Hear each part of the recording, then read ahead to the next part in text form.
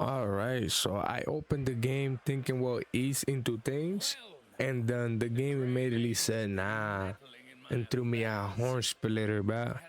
No warm up, no tutorial, no recap, just straight violence out here. So we deal with that first, somehow, try to survive. Then we go explore like nothing just happened because that's what a responsible gray man does. And by the end of all this, we're fighting something called the Devil of the Reed. Yeah, that already sounds like a bad idea. But we're gonna do it anyway.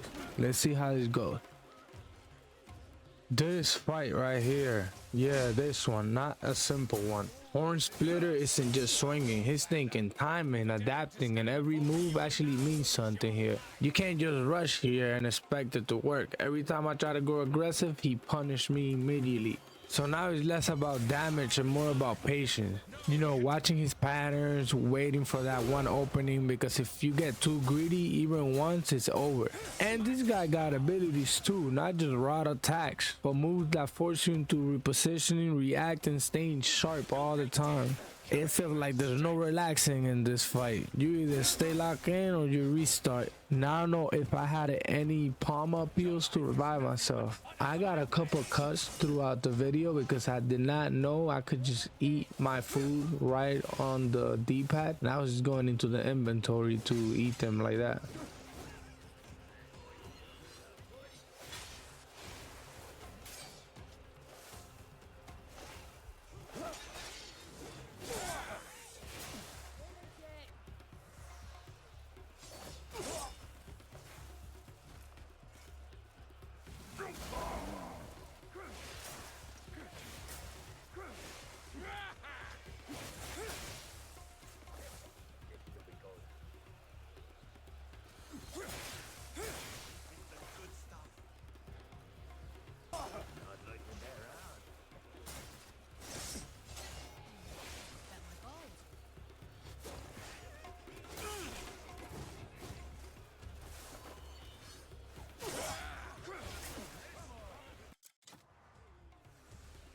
By this point, the fight was getting tough. I did not know if I had enough food to keep going or if my bow was gonna do enough damage to him. And this is the thing about this game, you have to study their patterns. Once you find out what really works for them, you start spamming that on them. And you see right there, I learned an ability and I was so focused on the fight that I think I skipped it, and I don't even know till this point if I know how to do it. I'll have to look into my abilities.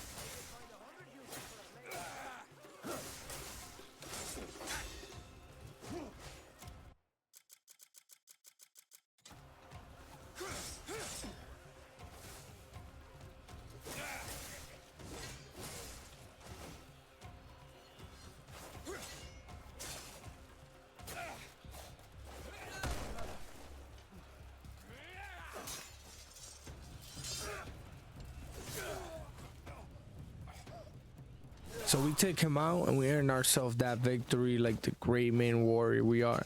And we end up slashing his throat just like they did to us in the beginning chapter.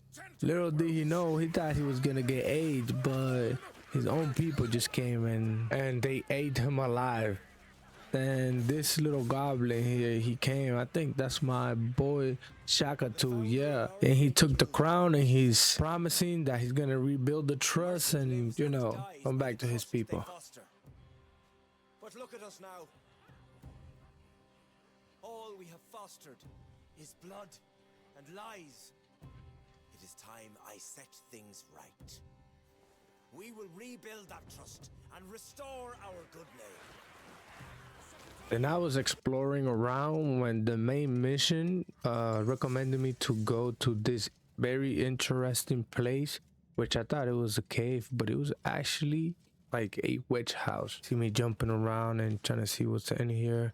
I'm actually thinking I'm about to like come up with some loot and stuff, but it was actually a shop.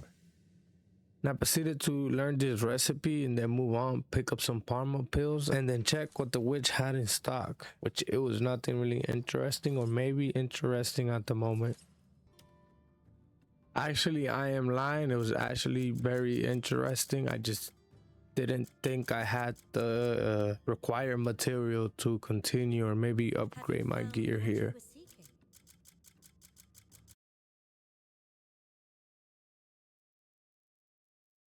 Roaming around the city of Hernans, I found myself with an old friend, Marius, one of the gray men that fought with us in the beginning chapter of that big fight. I believe we do a quest for him. I found myself with our fellow dog right here, which we pet real quick. Then moved on and gave my boy a coin, which he always calls me stingy for not giving him anything. Do the same for you someday. Our fair city's burdens. Then we met with Alan Circus, which I believe is the king from Hernan, the city, and he liked how we were just helping everybody, so he wanted to do a deed for us, which was give us a camp located in the Howling Hills, if I'm saying it right. As a token of my gratitude, I'd like to offer you a place to start anew. Any thoughts on a suitable location? Is a grey man. Ah, yes. I've received reports of his deeds. So once we got our camp at the Howling Hill, we met with my boy Marius once again the next day. Then we found out he actually lives in a homeless camp, which I feel bad for him. So, you know, we gave him a ride and we let him stay at our new Grayman's camp because we like that. We brought him into our camp and then he met with the other boys, but somehow he was worried about someone else that I had to go check up on. Aye, for removing a horn in his side. Well, now, who's this? Oh, look! Ross, Marius, Cliff. Then we came into this place to save our another Grayman, which is called Yam, but I don't know if this place was a church or a rehab camp because our boy Yam stays drunk out here. Help him.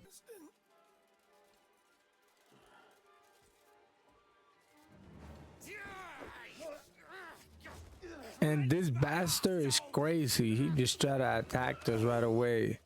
I mean, we do have a mask, so I don't know if he recognizes us. I tell him who I am and then we go out our way, which is sneaking out. This guy reminds me of Micah a lot. He said he had some business to take care of, but he just came and beat up the priest and put the vision helmet on him. I wonder why he had him seeing through them dreams or memories. We fought some people, got into our wagons and made our way out, and he went straight back to drinking. Turns out my clock's still got a few ticks left. After I dropped him off for some more drinking, I was running around and I found myself a little fire here, and we started doing what we do best.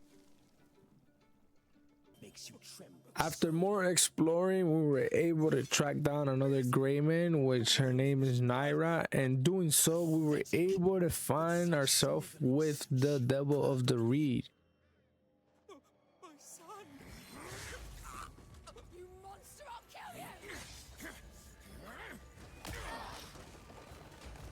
you! He's still breathing. There was another Grayman which got hurt in combat, and we were able to just relocate them into our camp. And once I did so, I stayed in there and started stealing everything because I'm poor.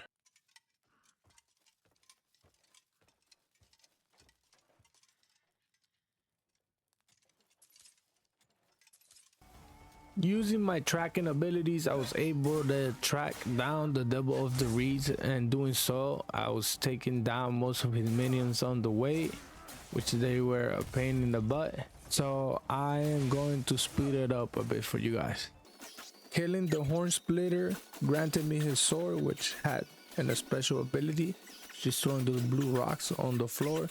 But let me tell you this, it was so much minions, I could have got rich just here farming them.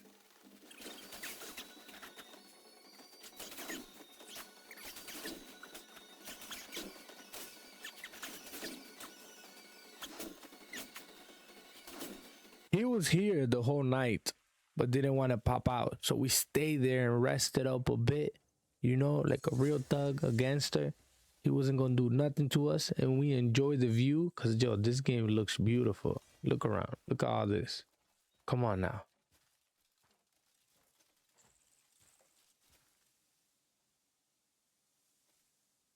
I can sense his presence.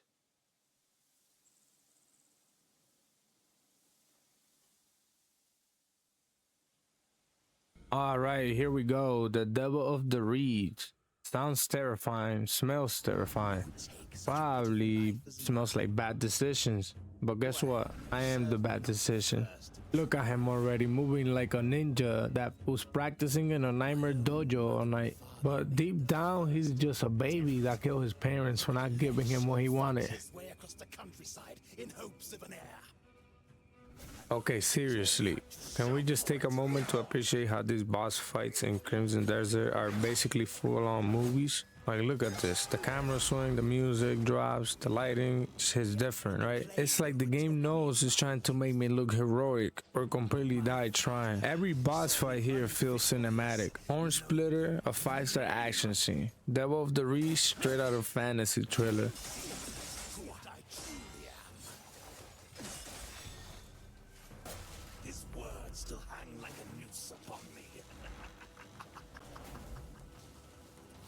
Die! How can such a creature claim to bear my noble blood? You are not even alive. Shuffle off this mortal coil and honor our family with your death. Look at them all. They're moving in perfect unison, like a reboy band, except instead of singing, they're trying to murder me. Okay, dodge, dodge, swing. Oh wait, which one do I hit? All of them? None of them? My brain just short circuit. Fantastic.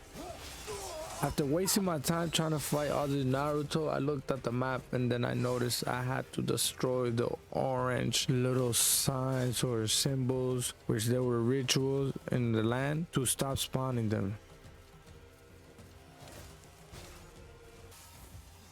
I swear, the way these fights are staged, the devs are like, make them look epic, even if they fail spectacularly. Every dodge, every attack, every massive slam is framed like a cutscene. But you're actually the one sweating bullets though. Honestly, it's like playing an interactive action movie where I'm both the star and the comic relief.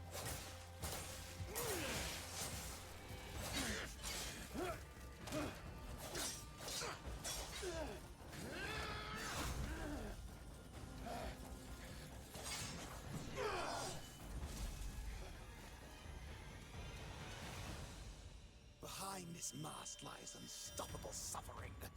Then I'll shatter it.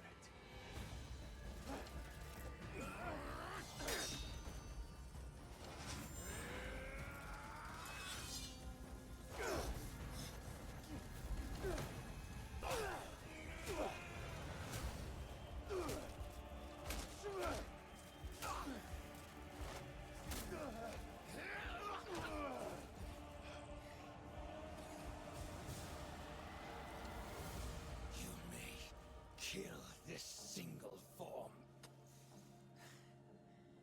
but you cannot kill me. Stand and fight! The grudge born Wait, we almost had him. One more hit and he's done. And he just disappears. Seriously? No dramatic finish? No honor, just gone? Typical devil of the reed. Well, guess we live to fight another day. Mostly alive, mostly heroic, and still a little annoyed about it.